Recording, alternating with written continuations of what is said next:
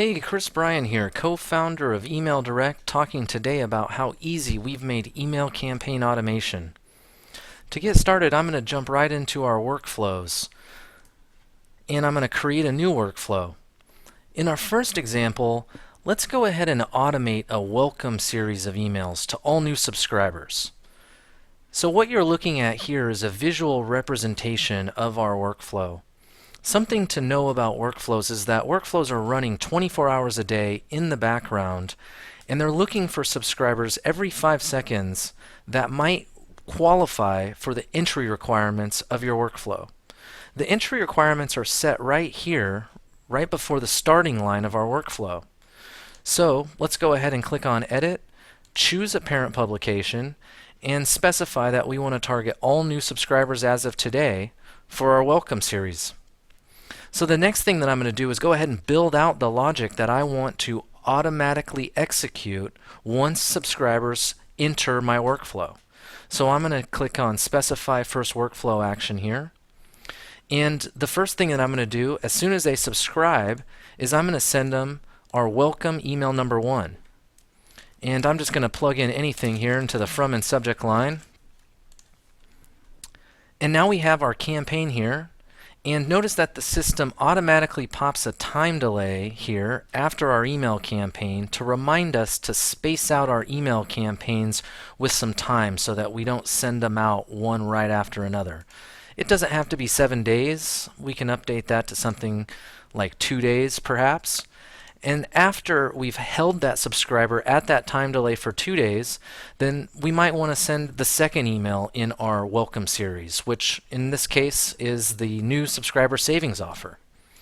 So again, I'll just plug in anything into the from and subject here. And that's how simple it is to build out a welcome series to all new subscribers of a publication. Now let's look at a different example. I'm going to go back to all workflows and create a new workflow. And in this case, let's build out an example where we trigger out an email to everybody whose birthday is today. Also very easy to do. We're going to first need to start by choosing a parent publication. And then in this case, we're only going to target some subscribers rather than all subscribers of that publication. So I'm going to go ahead and choose that. And then I'm going to add a parameter here that specifies only subscribers whose birthday is today. So to do that, I'm going to choose the birthday database column and choose the operator is today. Click Submit and Submit. And now we're capturing everyone whose birthday is today. And at that point, we can build out our happy birthday email here, which would be very easy by just locating it here in the birthday folder. There's the birthday creative that I have saved in my account. Again, with the from and subject line, I'll just put anything in here. And in this case, I don't need a time delay because I'm going to send out a simple happy birthday email to that subscriber when their birthday is today. Now, in this workflow, we're going to have to set the recurrence options so that subscribers can enter the workflow more than once. By default, they can only enter one once. So in this case, I might say go ahead and allow them to recur once per month. It's only going to be their birthday once per year, but now we're going to be able to send out more than one happy birthday email to them because they have the ability to recur into this workflow. That's how simple it is to build out a happy birthday workflow. So I'm going to go back to all workflows, and you can see here that you can have multiple workflows running simultaneously. So once a workflow is activated, it's running, it's allowing new subscribers into it, it's executing the logic that you build out. When you pause it, it's just frozen. And so you can have many workflows running simultaneously to accomplish many different tasks. In the next example, let's explore what it might look like to automate a product cross-promotion. In that case, we're going to go ahead and edit the workflow's entry requirements, and we're going to choose a parent publication to get us started. And again, we're going to choose only some subscribers this time. And this time we're going to go ahead and target people by the purchases that they're making. So one of the neat things about Email Direct is that not only can you import your email subscribers, but you can also import your order data. So anybody that's selling product online can do something like this, where you can set up a very simple cross promotion based on items people are ordering or not ordering. In this case, let's go ahead and set up a cross promotion for everyone that buys an iPhone. So if they buy an iPhone from our mock store here, then let's go ahead and target them. So I'm going to go ahead and update the time constraint to today so that we're targeting all the people that bought an iPhone today. So if they buy an iPhone today, we're going to allow them into this workflow.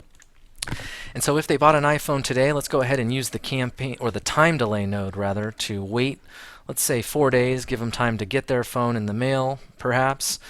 After that time delay, let's go ahead and send them a cross promotion, which in this example might be a cases promotional email, an iPhone case to protect it. So again, I'm just going to put in any from and subject line in here. And so if they bought an iPhone today, we're going to hold them here for 4 days, send them the iPhone cases promotional campaign, and then you see the system automatically pops this time delay in here. Let's go ahead and update that to something like 3 days. And then I'd also like to show off the branch node, which we haven't done so far.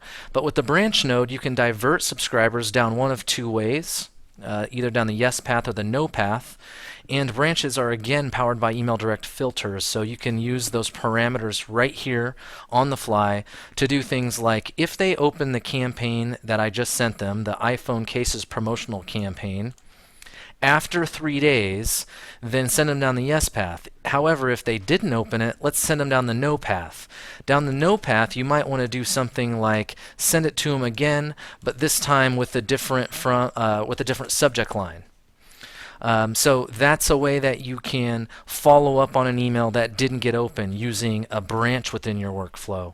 Keep in mind that you can also use saved filters within your Email Direct account as branches so that you can cascade branches, and you can do things like if they meet this filter that I have saved, send them down the yes path or send them down the no path.